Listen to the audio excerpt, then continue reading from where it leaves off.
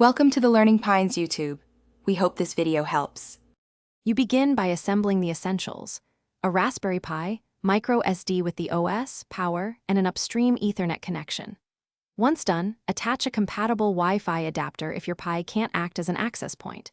Make sure to update the OS and set a static IP for the WLAN interface. This anchors your network. Next, install hostapt and dnsmask now so configuration can proceed without interruptions. You want services available as you tweak settings.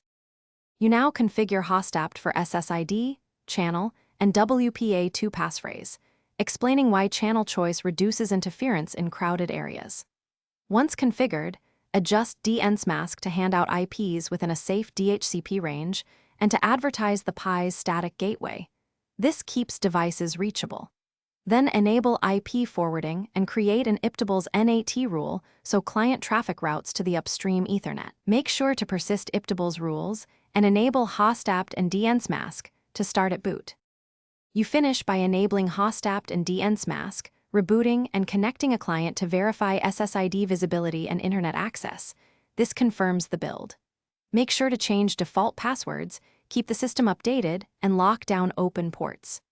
If something goes wrong, start with log files. Hostapt and dnsmask reveal config errors, dmask shows driver issues, and IPtables can block routing. A quick fix is to reboot the Wi-Fi adapter or change the. Thanks for watching. Consider subscribing if we helped you.